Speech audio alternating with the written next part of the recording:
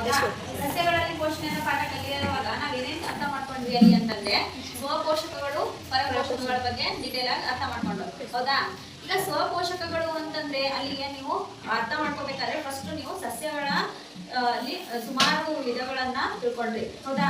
ಅಲ್ಲಿ ಸ್ವಪೋಷಕಗಳು ಅಂತಂದ್ರೆ ತಮ್ಮ ಆಹಾರವನ್ನ ತಾವೇ ತಯಾರಿಸಿಕೊಳ್ಳುವಂತ ಸಸ್ಯಗಳನ್ನು ನೋಡಿದ್ವಿ, ಪರಾವಲಂಬಿ ಸಸ್ಯಗಳನ್ನ ನೋಡಿದ್ವಿ, ಕೀಟಹಾರಿ ಸಸ್ಯಗಳನ್ನ ನೋಡಿದ್ವಿ, ಹೌದಾ? ಈ ರೀತಿ ಸಸ್ಯಗಳಲ್ಲೂ ಕೂಡ ಬೇರೆ ಬೇರೆ ವಿಧಗಳನ್ನ ನೋಡಿದ್ವಿ. ಈಗ ತಮ್ಮ ಆಹಾರವನ್ನು ತಾವೇ ತಯಾರಿಸ್ಕೋಬೇಕಾದ್ರೆ ಮುಖ್ಯ ಅಂಶ ಏನಿರ್ಬೇಕಲ್ಲಿ?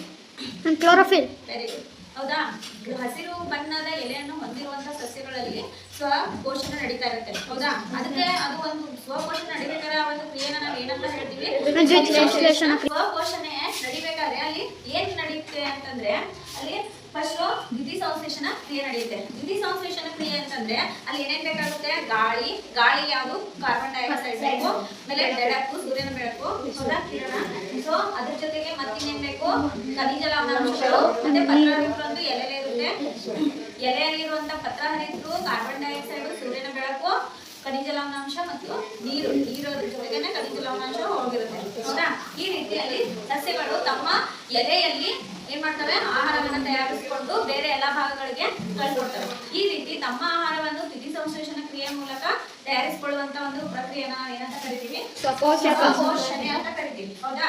ಸಸ್ಯಗಳಲ್ಲಿ ಯಾವ ರೀತಿ ನಡೆಯುತ್ತೆ, ಹೌದಾ? ಸಸ್ಯಗಳಲ್ಲಿ ಆದ್ರೆ ಅಂತ ಸ್ವಪೋಷಣೆ ಮಾಡುವಂತ ಜೀವಿಗಳನ್ನ ನಾವು ಏನಂತ ಕರಿತೀವಿ? ಸ್ವಪೋಷಕಗಳು ಅಂತ ಕರಿತೀವಿ. ಆದ್ರೆ ಸ್ವಪೋಷಕಗಳನ್ನ ಅವಲಂಬಿಸಿ ಬದುಕುವಂತ ಜೀವಿಗಳನ್ನ ನಾವೇನಂತ ಕರಿತೀವಿ? ಪರಪೋಷಕ, ಹೌದಾ? ಆಹಾರಕ್ಕಾಗಿ ನಮ್ಗೆ ಬದುಕಬೇಕಾದ್ರೆ ಆಹಾರ ಬೇಕೇ ಬೇಕು. ಅದು ಯಾವುದೇ ರೀತಿಯ ಜೀವಿ ಆಗಿರ್ಲಿ ಆಹಾರ ಬೇಕು ಬದುಕಕ್ಕೆ. ಆದ್ರೆ ಅಲ್ಲಿ ನಾವು ನಮ್ಮ ಆಹಾರವನ್ನ ನಾವೇ ತಯಾರಿಸ್ಕೊಳ್ತಾ ಇದ್ವಿ ಅಂದ್ರೆ ನಮ್ಮನ್ನ ಸ್ವಪೋಷಕ ಅಂತ ಕರಿತಾ ಇದ್ವಿ. ಬಟ್ ಆ ಸಮಸ್ಯೆ ನಮ್ಮಲ್ಲಿ ಇರಲ್ಲ, ಹೌದಾ? ನೀವು ಹೇಳ್ಬೋದು, ಹೌದು ಮ್ಯಾಮ್ ನಮ್ಮ ಮನೇಲಿ ನಾವೇ ಅಡುಗೆ ಮಾಡ್ಕೊಳ್ಳೋದು ಅಂತ, ಹೌದಾ? ನಮ್ಮ ಮನೇಲಿ ನಾವೇ ಅಡುಗೆ ಮಾಡ್ಕೋತಾ ಇರ್ಬೋದು, ಬಟ್ ಅಡುಗೆ ಮಾಡಕ್ಕೆ ಬಳಸುವಂತ ಪದಾರ್ಥಗಳು ಬೇರೆ ಜೀವಿಯಿಂದ ಪಡ್ಕೋತಾ ಇದೀವಿ. ಸೊ ಅಂತ ಸ್ಥಿತಿಯಲ್ಲಿ ನಾವು ಸ್ವಪೋಷಕಗಳು ಅಂತ ಅನ್ಸ್ಕೊಳ್ಳಲ್ಲ, ಹೌದಾ? ನಮ್ಮ ಆಹಾರಕ್ಕಾಗಿ ನಾವು ಬೇರೆ ಜೀವಿಯನ್ನ ಅವಲಂಬಿಸ್ತಾ ಇದೀವಿ.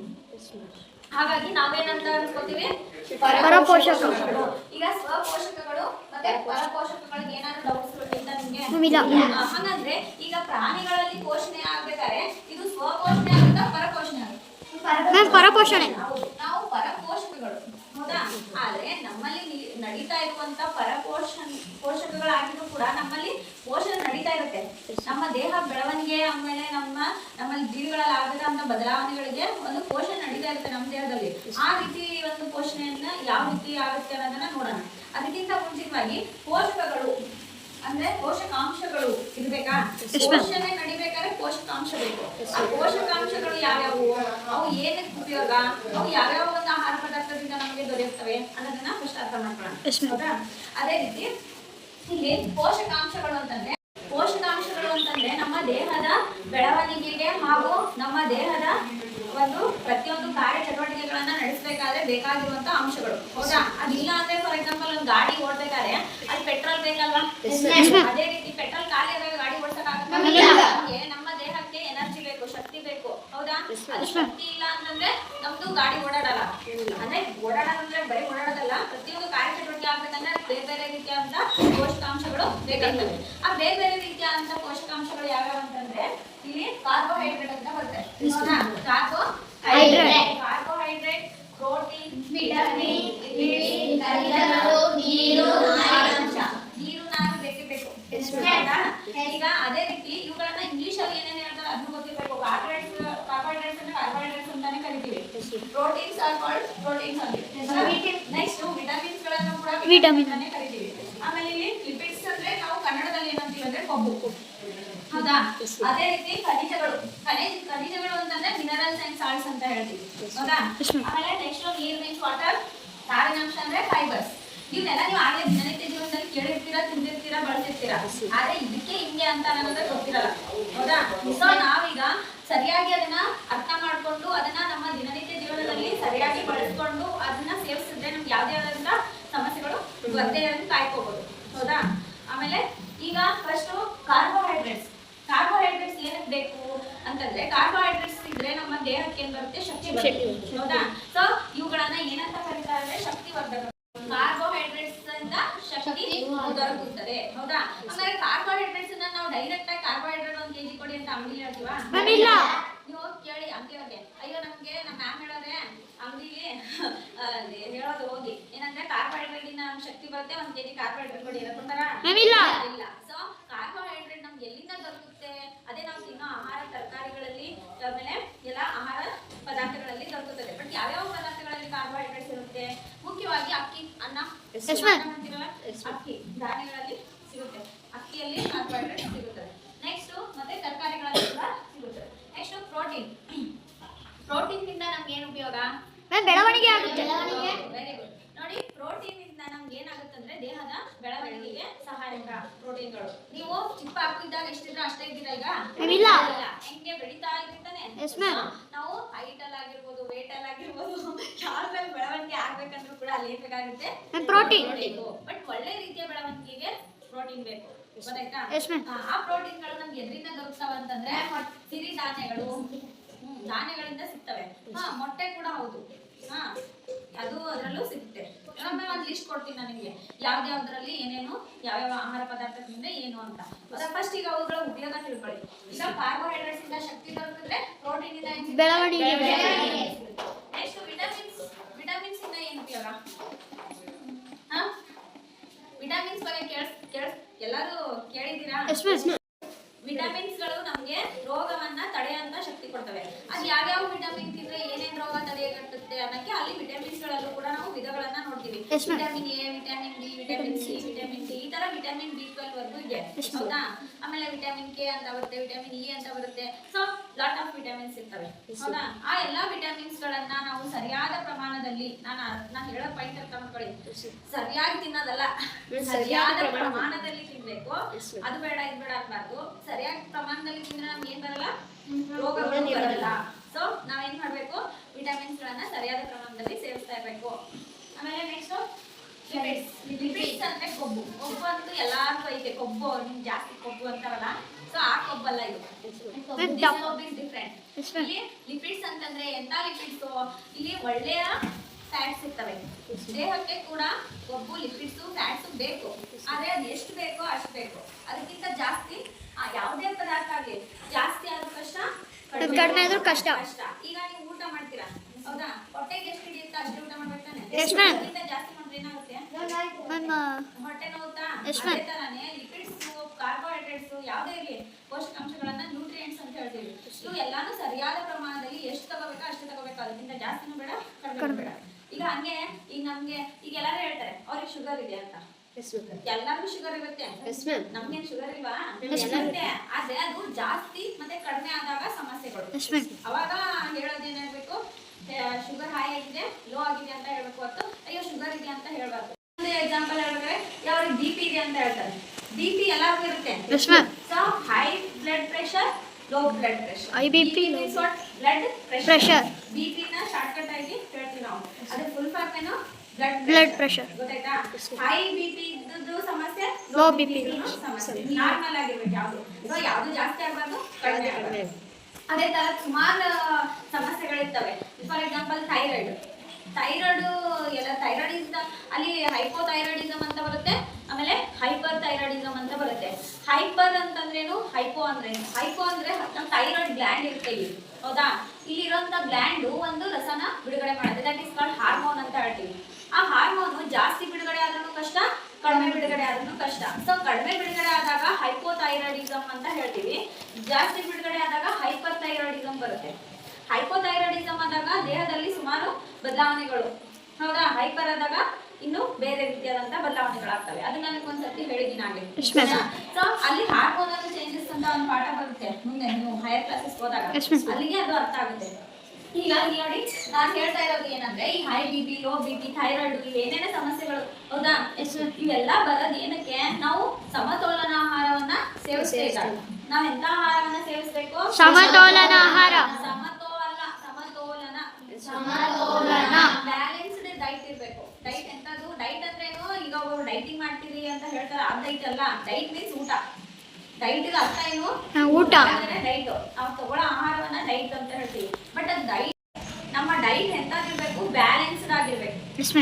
ನಮ್ಗೆ ತುಂಬಾ ಟೇಸ್ಟ್ ಆಗಿದೆ ಫುಡ್ ಅಂತ ಜಾಸ್ತಿ ತಿನ್ನೋದಿಲ್ಲ. ತಿಂದಾಗ ಏನೇನಾಗಿರುತ್ತೆ ಸಮಸ್ಯೆಗಳು ಗೊತ್ತಾಗಿರುತ್ತೆ ನಿಮ್ಗೆ. Yes, ma'am. ಆಲ್ರೆಡಿ ಯಾರು ಅನುಭವಿಸ್ರು. Yes, ma'am. ಹೌದಾ? ಇಲ್ಲ ನಂಗೆ ಇಷ್ಟ ಇಲ್ಲ ಅಂತ ಕಡಿಮೆ ತಿಂದಿರ್ತೀರಾ, ಅವಾಗ್ಲೂ ಏನ್ ಸಮಸ್ಯೆ ಆಗುತ್ತೆ ಅಂತಾನು ಗೊತ್ತಾಗಿದೆ. Yes, ma'am. ಹೌದಾ? ಸೊ ಅಲ್ಲಿ ಆಹಾರ ಹೆಚ್ಚಿಗೂ ತಿನ್ಬಾರ್ದು, ಕಡಿಮೆ ತಿನ್ಬಾರ್ದು. ಜಸ್ಟ್ ಥಿಂಗ್ಸ್ ಏನಂದ್ರೆ ಅಲ್ಲಿ ಸರಿಯಾದ ಪ್ರಮಾಣದಲ್ಲಿ ಎಲ್ಲಾನು ಇರ್ಬೇಕು ನಮ್ಮ ತಟ್ಟೆಗೆ. ಹೌದಾ? ಸೊ ಅದಕ್ಕೆ ಅನ್ನ, ಸಾಂಬಾರು, ತರಕಾರಿ, ಸೊಪ್ಪು ಅವೆಲ್ಲ ಇರ್ತದೆ ತಟ್ಟೆಗೆ. ಹೌದಾ? ಹಂಗೆ ಉಪ್ಪಿನಕಾಯಿ ಇಷ್ಟ ಅಂದ್ಬಿಟ್ಟು ತಟ್ಟೆ ತುಂಬ ಉಪ್ಪಿನಕಾಯಿ ಬಡ್ಕೊಂತೀರಾ? ಇಲ್ಲ. ಇಲ್ಲ, ಉಪ್ಪಿನಕಾಯಿ ಎಷ್ಟು ತಗೋತೀವಿ ಜಸ್ಟ್ ಒಂದು ಸ್ಪೈಟ್. ಹೌದಾ? Yes, ma'am. ಅಷ್ಟೇ ಇರುತ್ತೆ. ಹೌದಾ? ಅದು ಬಿಟ್ಟು ನನ್ಗೆ ಉಪ್ಪಿನಕಾಯಿ ತುಂಬಾ ಇಷ್ಟ ಅಂದ್ಬಿಟ್ಟು ತಟ್ಟೆ ತುಂಬಾ ಉಪ್ಪಿನಕಾಯಿ ತಿನ್ನಕ್ಕಾಗತ್ತಾ? ಇಲ್ಲ. ಸೊ ಅಲ್ಲಿಗೆ ಏನಾಗಿರುತ್ತೆ, ನಾವು ಇಷ್ಟ ಅಂದ್ಬಿಟ್ಟು ಎಲ್ಲಾನು ಜಾಸ್ತಿ ತಿನ್ನಕ್ಕಾಗಲ್ಲ. ಎಲ್ಲಾನು ನಮ್ಮ ಹೇಳ್ತಾರೆ ದೊಡ್ಡವರೆಲ್ಲ ಏನ್ ಹೇಳೋದಂದ್ರೆ ಅಡಿಗೆ ಮನೆ ಒಂದು ಕೆಮಿಸ್ಟ್ರಿ ಲ್ಯಾಬ್ ಅಂತೆ. ಹೌದಾ? Yes, ma'am. ಕೆಮಿಸ್ಟ್ರಿ ಲ್ಯಾಬ್ ಅಂತಲ್ಲ, ಒಂಥರ ಲ್ಯಾಬ್ರೇಟರಿನೇ ಅದು. ಯಾಕೆ ಲ್ಯಾಬ್ರೇಟರಿ ಅಂತ ಹೇಳ್ತೀವಿ? ಅಲ್ಲಿ ಎಲ್ಲಾನು ನೋಡಿ ಅಡಿಗೆ ಮಾಡ್ಬೇಕಾದ್ರೆ ಅಳತೆ ಮಾಡಿ ಮಾಡಿ ನೀಟಾಗಿ ಕರೆಕ್ಟಾಗಿ ಹಾಕಿದಾಗ ಅದು ಆಹಾರ ರುಚಿಕರವಾಗಿರುತ್ತೆ. ಅದನ್ನ ಏನಾದ್ರು ನಾವು ನಮ್ಗೆ ಕೋಪ ಬಂತು ಅಂದ್ರೆ ಜಾಸ್ತಿ ಹಾಕ್ಬಿಟ್ರೆ ಮ್ಯಾಮ್ ಚೆನ್ನಾಗಿರೋದು. ಆಗಿರಲ್ಲ. ನಾನೇ ಮೊನ್ನೆ ಮಾಡಿದ್ದೆ, ಅದು ಸಿಟ್ಟು ಬಂದು ಪಲ್ಯ ಮಾಡಕ್ಕೆ ಹೋಗಿದ್ನ ಅಡಿಗೆ ಮನೆಗೆ. ಪಲ್ಯ ಮಾಡ್ಬೇಕಾದ್ರೆ ನಾನು ನನ್ನ ತಮ್ಮನ ಜೊತೆ ಜಗಳಾಡ್ಕೊಂಡಿದ್ದೆ. ಅವಾಗ ಪಲ್ಯ ಎಲ್ಲ ಹಾಕ್ದೆ, ಎಣ್ಣೆ, ಸಾಸಿವೆ, ಜೀರಿಗೆ ಎಲ್ಲ ಹಾಕ್ಬಿಟ್ಟು ಪಲ್ಯನ ಹಾಕ್ಬಿಟ್ಟು ಅದು ಕಟ್ ಮಾಡಿರೋದೆಲ್ಲ ಕ್ಯಾಪ್ಸಿಕಮ್ ಪಲ್ಯ ಮಾಡ್ತೀನ, ಅದನ್ನ ಕಟ್ ಮಾಡಿರೋದು ಹಾಕ್ದೆ. ಹಾಕಿ ಅದಕ್ಕೆ ಮತ್ತೇನಾಗ್ತದೆ ಅಂದ್ರೆ ಒಂದು ಪಿಂಚು ಅರಿಶಿನ ಪುಡಿ ಹಾಕ್ಬಿಟ್ಟು ಅಷ್ಟಕ್ಕೆ ಸಿಟ್ಟಾಕ್ಬಿಟ್ಟು ಅದ್ರ ಮೇಲೆ ಪ್ಲೇಟ್ ಮುಚ್ಚಿಬಿಟ್ಟು ನಮ್ಮಮ್ಮ ನೋಡೇ ಇಲ್ಲ ಅದನ್ನ. ಅದು ನಾನು ಎಲ್ಲ ಹಾಕಿರ್ತಿದ್ರು ಅಂತ ಅವ್ರು ಸುಮ್ಮನೆ ಆಗ್ಬಿಡ್ತಾರೆ. ಅದು ಖಾರ ಇಲ್ಲ, ಉಪ್ಪಿಲ್ಲ, ಇದಿಲ್ಲ, ಸುಮ್ಮನೆ ಹಂಗೆ ಕಟ್ಬಿಟ್ಟು ಕಳ್ಸಿದ್ದೀನಿ ಅವ್ನಿಗೆ ಬಾಕ್ಸ್ ಕಟ್ಟೋದಿತ್ತ. ಆಮೇಲೆ ಹಂಗೆ ಅದು ನೋಡಿ ಅವಾಗ ಎಷ್ಟು ಚೇಂಜ್ ಆಗಲ್ವಾ? ನನ್ಗೆ ಸಿಟ್ಟು ಬಂತಂದ್ರೆ ಜಾಸ್ತಿ ಹಾಕಂಗಿಲ್ಲ, ಕಡಿಮೆ ಹಾಕಂಗಿಲ್ಲ. ಸೊ ಅಲ್ಲಿ ಕೆಮಿಸ್ಟ್ರಿ ಲ್ಯಾಬ್ ಅಂದ್ರೆ ಒಂಥರ ಯಾವುದೋ ಲ್ಯಾಬ್ ಅಲ್ಲಿ ನಾವು ಕೆಲಸ ಮಾಡಿದ್ರೆ ಮೈಂಡ್ ಹೆಂಗ್ ಇಟ್ಕೊಂತೀವಿ, ಸ್ಕೂಲ್ ಆಗಿರ್ಬೇಕು. ಅಲ್ಲಿ ಸಿಟ್ಟು ಬಂತು ಅಂದ್ರೆ ಯಾವ್ದೋ ಒಂದು ಕೆಮಿಕಲ್ ಜಾಸ್ತಿ ಆಗ್ಬಿಟ್ರೆ ಏನಾಗುತ್ತೆ? ಬ್ಲಾಸ್ಟ್. ಹೌದಾ? ಅದೇ ತರ ನಾವು ಯಾವ್ದೇ ಒಂದು ಕೆಲಸ ಮಾಡ್ಬೇಕಾದ್ರೆ ಕಾನ್ಸಂಟ್ರೇಷನ್ ಕರೆಕ್ಟ್ ಆಗಿ ಅಲ್ಲಿಗೆ ಇರ್ಬೇಕು.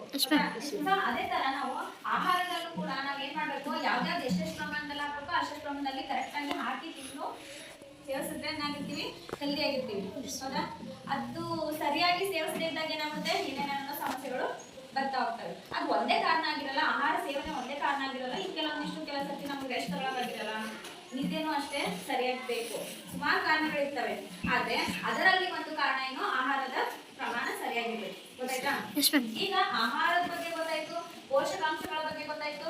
ಇನ್ ಬರೋಣ ಹಲ್ಲುಗಳು. ಹಲ್ಲು ನಿಮ್ಮೆಲ್ಲರಲ್ಲೂ ಹಲ್ಲಿದಾವ ಬಾಯಲ್ಲಿ? ಅದು ಚಿಕ್ಕ ವಯಸ್ಸಲ್ಲಿ ಪಾಪು ಇದ್ದಾಗ ಪಾಪುನಲ್ಲಿ ಹೆಂಗಿರ್ತಾವ ಹಲ್ಲುಗಳು, ಚಿಕ್ಕ ಚಿಕ್ಕವು, ನೀಟಾಗಿ ಸರಿಯಾಗಿ ಜೋಡಣೆಯಾಗಿ ಒಂಥರ ಚೆನ್ನಾಗಿರ್ತವೆ ಹಲ್ಲುಗಳು. ಆ ಹಲ್ಲುಗಳನ್ನ ಏನಂತಾರೆ, ಮಿಲ್ಕ್ ಟೀತ್ ಅಥವಾ ಹಾಲು ಹಲ್ಲುಗಳು ಅಂತ ಕರೀತಾರೆ. ಅವು ಒಂದು ಫಸ್ಟ್ ಸ್ಟ್ಯಾಂಡರ್ಡ್ ಅಥವಾ ಸೆಕೆಂಡ್ ಸ್ಟ್ಯಾಂಡರ್ಡ್ ಬಂದಾಗ ಅವು ಆ ಏಜ್ ಅಲ್ಲಿ ಹಲ್ಲು ಬಿದ್ದು ಉದುರೋಗಿ, ಮತ್ತೆ ಈಗ ಬಂದಿರೋ ಹಲ್ಲುಗಳನ್ನ ಏನಂತ ಕರಿತೀವಿ, ಶಾಶ್ವತ ಹಲ್ಲುಗಳು ಅಂತ ಕರಿತೀವಿ. ಹೌದಾ? ಈಗ ಹಲ್ಲುಗಳಲ್ಲಿ ಹಾಲು ಹಲ್ಲುಗಳು ಉದುರೋಗಿ ನೆಕ್ಸ್ಟ್ ಬರೋದು ಶಾಶ್ವತ ಹಲ್ಲುಗಳು. ಈಗ ಶಾಶ್ವತ ಹಲ್ಲುಗಳು ಬಂದಾಗ ಅವುಗಳಲ್ಲಿ ಮತ್ತೆ ಏನ್ ಮಾಡಿದ್ರು, ಬೇರೆ ಬೇರೆ ಭಾಗಗಳನ್ನ ಅಂದ್ರೆ ಗ್ರೂಪ್ಸ್ ಮಾಡಿದ್ರು ಅದರಲ್ಲಿ. ಹೌದಾ? ಆಗ ಯಾವ್ಯಾವ ರೀತಿಯ ಗ್ರೂಪ್ಗಳನ್ನ ಮಾಡಿದಾರೆ ನೋಡಿ. ಕತ್ತರಿಸುವ ಹಲ್ಲುಗಳು. ಹೌದಾ? ಕತ್ತರಿಸುವ ಹಲ್ಲುಗಳನ್ನ ನಾವು ಏನಂತ ಕರಿತೀವಿ ಅಂದ್ರೆ ಇನ್ಸೀಸರ್ಸ್. ಸೀಸರ್ ಅಂದ್ರೆ ಗೊತ್ತಾ? ಹೌದಾ? ಕತ್ರಿ ಅಲ್ವಾ? ಕತ್ರಿ ಕೆಲಸ ಏನು? ಕಟ್ ಮಾಡೋದು. ಅದೇ ತರ ಇನ್ಸೀಸರ್ಸ್ ಅಂದ್ರೆ ಅಲ್ಲಿ ಹೆಸರಲ್ಲೇ ಇದೆ ನೋಡಿ, ಸೀಸರ್ಸ್ ಅಂತ. ಸೀಸರ್ಸ್ ಕತ್ತರಿಸುವ ಹಲ್ಲುಗಳು. ಅವು ಏನ್ ಮಾಡ್ತಾವಪ್ಪ ಅಂತಂದ್ರೆ ಅವುಗಳ ಕೆಲಸನೇ ಕಟ್ ಮಾಡೋದು. ಅವು ಎಲ್ಲಿರ್ತವೆ ನೋಡಿ, ನೀವು ಜಸ್ಟ್ ಪ್ರಾಕ್ಟಿಕಲ್ ಆಗಿ ಥಿಂಕ್ ಮಾಡಿ. ಏನೋ ಒಂದು ವಸ್ತು ಕೊಡ್ತೀನಿ ನಾನು ನಿಮಗೆ ತಿನ್ನಕ್ಕೆ, ಅವಾಗ ಕಚ್ಚಬೇಕಾದ್ರೆ ಯಾವ ಹಲ್ಲುಗಳನ್ನ ಬಳಸ್ತೀವಿ? ಕಚ್ಚಬೇಕಾದ್ರೆ ಈಗ ಒಂದು ಬ್ರೆಡ್ ಕೊಡ್ತೀನಿ, ಅದನ್ನ ಕಚ್ಚಬೇಕು ನೀವು. ಎಲ್ಲಿಂದ ಕಚ್ಚಬೇಕು? ಫಸ್ಟ್ 4 ಹಲ್ಲಿದಾವ ನೋಡಿ, ಅದರಿಂದ ತಾನೇ ಕಚ್ಚೋದು. ಹಿಂಗೆ ಅಂತ ಬಹುಶಃ ಚಿಕ್ಕ ಪಾಪದಲ್ಲಿ ಯಾವ್ದಾದ್ರು ಕಚ್ಚಿದ್ರೆ ಗೊತ್ತಿರುತ್ತೆ ನೋಡಿ. ಕಚ್ಚಬೇಕಾದ್ರೆ ಈ ಮುಂದಿನ 4 ಹಲ್ಲುಗಳನ್ನ ಬಳಸ್ತಾರೆ. ಹೌದಾ?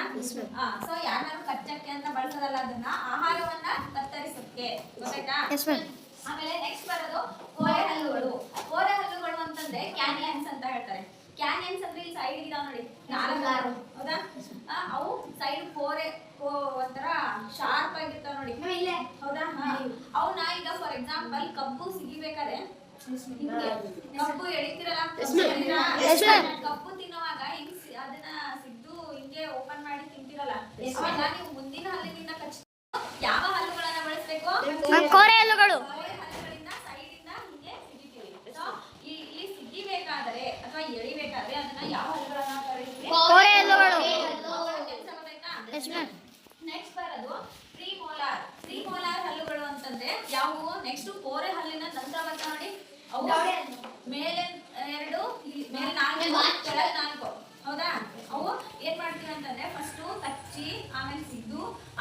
ಮಾಡ್ತೀವಿ ಅಗಿತೀವಿ. ಅಗಿತೀವಲ್ಲ, ಅಗಿಯುವಾಗ ಅವು ಫಸ್ಟ್ ಹೆಲ್ಪ್ ಮಾಡ್ತವೆ. ಅವು ಆದ್ಮೇಲೆ ನೆಕ್ಸ್ಟ್ ಅದ್ರ ಹಿಂದೆ ಇನ್ನೊಂದರ ಬರುತ್ತೆ, ಅದು ಮೋಲಾರ್ ಹಲ್ಲು ಅಂತ ಕರಿತೀವಿ. ಹೌದಾ?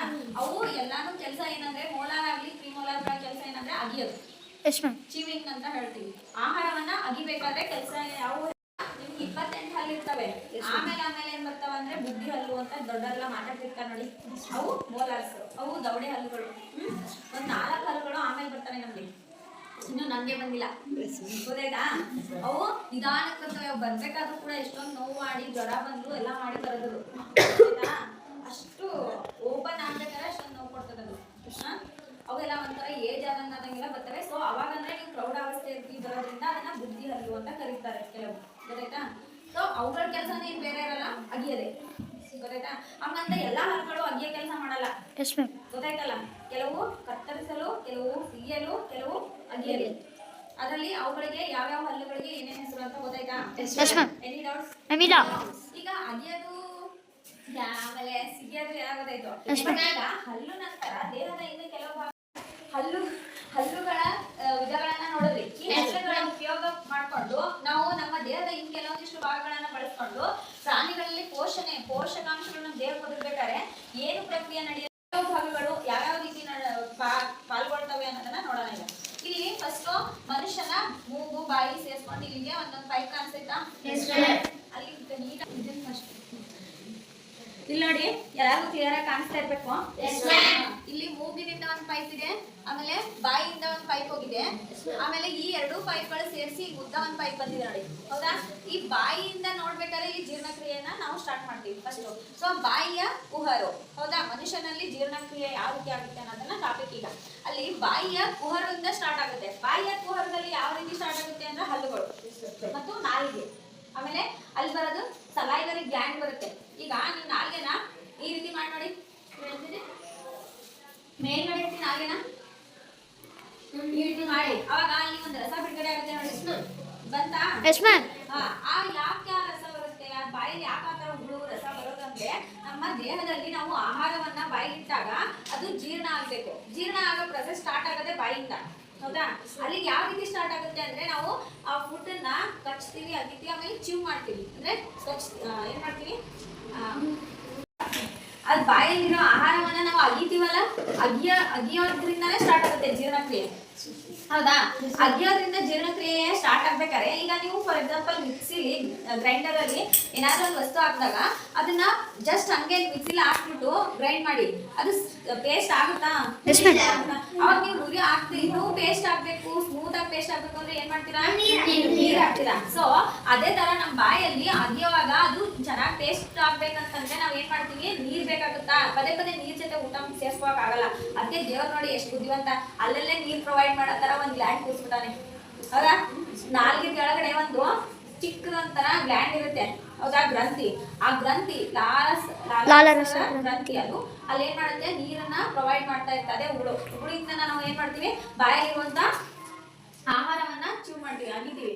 ಅದು ಚೆನ್ನಾಗಿ ಎಷ್ಟಾಗುತ್ತೋ ಅಷ್ಟು ಅಗದು ಅದನ್ನ ನುಂಗಬೇಕಾ? ನುಂಗಿ ಅದು ಎಲ್ಲಿಗೆ ಹೋಗ್ಬಿಡುತ್ತೆ ಅಂದ್ರೆ ಸೀದಾ ಜಠರಕ್ಕೆ ಹೋಗುತ್ತೆ. ಇಲ್ಲಿದೆ ನೋಡಿ ಜಠರ ಅಂತ ಭಾಗನ ತೋರಿಸಿದೀನಿ. ಹೌದಾ? ಈಗ ಉಗಿದಿರೋ ಆಹಾರ ಸೀದಾ ಹೊಟ್ಟೆ ಒಳಗಡೆ ಜಠರಕ್ಕೆ ಹೋಗ್ಬೇಕಾದ್ರೆ ಅಲ್ಲಿಗೆ ಒಂಥರ ರೋಡ್ ತರ ಬೇಕಾ? ಸ್ಮೂತ್. ಈ ಗಂಟ್ಲಿನ ಡೈರೆಕ್ಟ್ ಹಿಂಗ್ ಬಿಡಕ್ ಕಷ್ಟ. ಅವಾಗ ಏನ್ ಮಾಡ್ತಾರಂದ್ರೆ ನಾಲ್ಗೆಯನ್ನ ಪ್ರೊವೈಡ್ ಮಾಡಿದ್ದಾರೆ. ನಾಲ್ಗೆ ಸ್ಮೂತ್ ಆಗಿ ಒಂದು ರೋಡ್ ತರ ಸ್ಲೈಡಿಂಗ್, ಜಾರು ಬಂಡೆ ತರ. ಹೌದಾ? ಅಲ್ಲಿಗೆ ನಾವು ತಿಂದಿರೋ ಆಹಾರ ಅಗದು ಬಾಲ್ ತರ ಆಗಿ ಅದು ಜಾರು ಬಂಡೆಯಿಂದ ಉದ್ರೋಗಿ ಕೆಳಗಡೆ ಸೈ ಅಂತ ಇಲ್ಲಿ ಬೀಳುತ್ತೆ. ಎಲ್ಲಿಗೆ? ಜಠರದಲ್ಲಿ. ಆ ಜಠರದಲ್ಲಿ ಹೋಗಿ ಏನೇನ್ ಕೆಲಸ ಆಗುತ್ತೆ ಅಲ್ಲಿ ನೋಡಿ. ಅಲ್ಲಿಗೆ ಇನ್ ಕೆಲವೊಂದಿಷ್ಟು ಭಾಗಗಳು ಯಕೃತ್ತು, ಮೆದೋಜೀರಕಾಂಗ,